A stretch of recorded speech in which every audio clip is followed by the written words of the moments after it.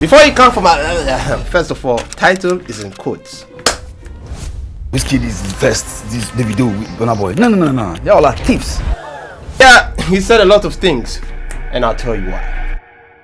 Okay, so this was a video I didn't ever think I was going to do. Wow. Do you know how much struggle Baba went through? But hey, this was violent enough, and I was like, you blessed me. Let me ruffle some feathers a bit today. Stop that. Brymo. Yep, this video is my video today. So where do I begin? You guys know Brymo, right? Most Nigerians think they know Brymo, but no, you don't. Trust me, you don't. You know, let me take you back to history. Before there was Beethoven, Mozart, Bach, the great classical composers, there was Brymo. Before there was Superman, Batman, Aquaman, there was one man who liberated Nigeria. Brymo. You know, all I'm saying is that this guy is an OG. Accepted. Sometimes with Brymo, the OG means Ogini. Ogini. All jokes aside, he's a real OG. Listen to this.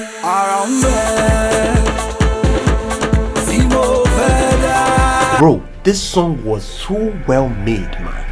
At the time I heard it, I was so young. I was trying to get Debussy.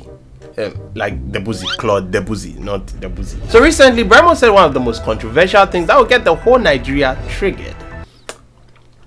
Yeah. And he mentioned all the big boys too. Balance. No. Y'all are thieves. I love it. He singled out Burna Boy though. Listen. Afrobeats, which is very, very popular now, is now having some kind of tussle between Rema and Burna Boy, who are disagreeing on some certain aspects of it. When did Rema and Burna Boy start disagreeing? What is your take on this? That's funny because I saw a video where he was saying that he was the Jesus of Afrobeats. Burna Boy said he was and he put Davido and Wizkid on some other mountains like that. I think he's sleazy, he's cheap, he's a thief. Very unoriginal, very fake, Every song is a sample or a stolen slogan. I don't know who does that. Hey, this table you are shaking, this table you are shaking. And who awards you Grammys for that? Afrobeats is a music style.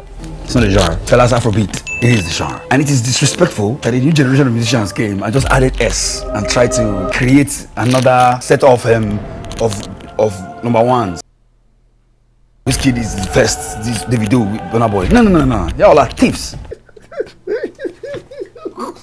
Do you know how much struggle Baba went through to create Afrobeat? I think it's a whole big problem that we have, even in Black American music circles. Hip-hop was called hip-hop in the 80s, then it became rap, then it became trap. We just show up and we try to rename what our older brothers do while they are trying to kill us off. We are trying to kill them off. I don't know why. There's supposed to be continuity. There's no other name for country. Oh, okay, wow. Well, that was a hot take, honestly. And hey, if we are being honest, he said some things that some might agree with and some might not agree with. So let's break down what he said, shall we? Let's start with Burna Boy. I think he's sleazy, he's cheap, he's a thief.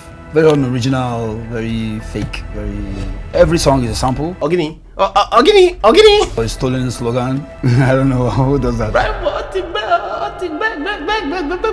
But you know, wherever there's violence, I'll be there. Where am I going? I'm there. I think he's sleazy, he's cheap, he's a thief. Well, this Burna Boy is a copycat has been said all over and over again. So I even personally did a video about it. Here. Every song is a sample.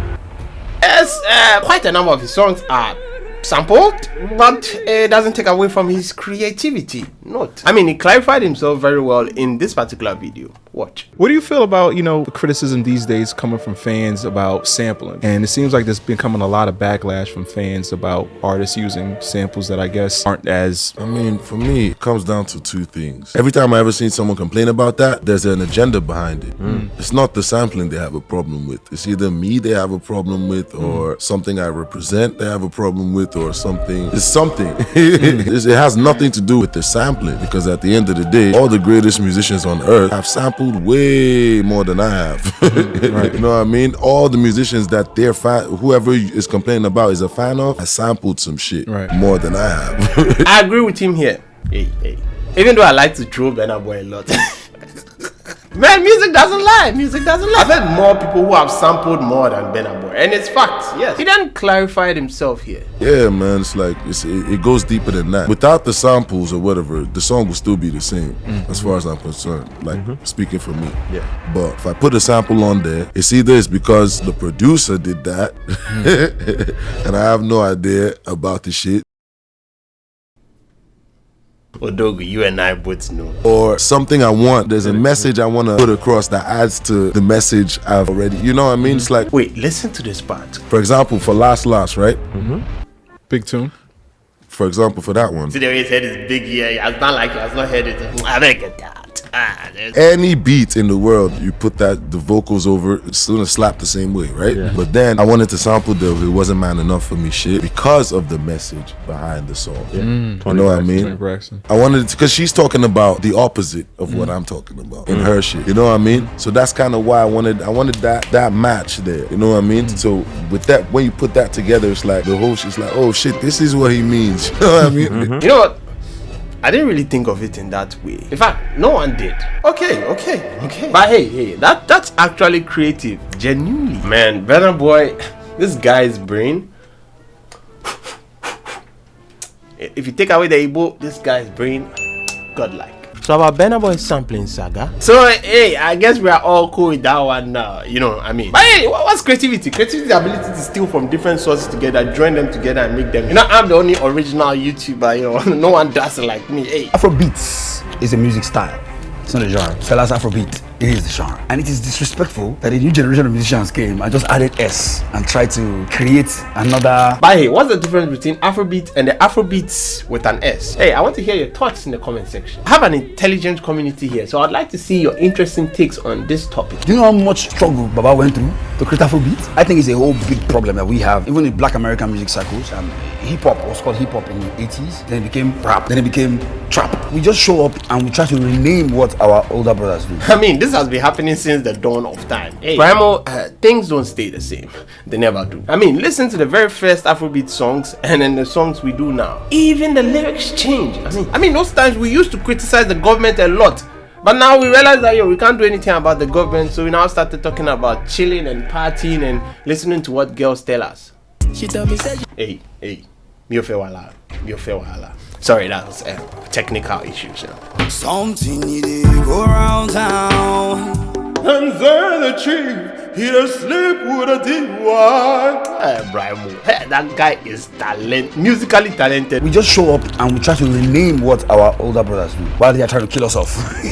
We are trying to kill them off. I don't know why. There's supposed to be continuity. There's no other name for country. Yep, that's change. It's inevitable. You don't know how it will happen. No one knows, but we should all embrace it. See, 30 years ago, if you told somebody that a bad singer can become a superstar, a singer who shouts every time he sings, whose voice sounds like it's from a 7-day crusade of fasting and prayer.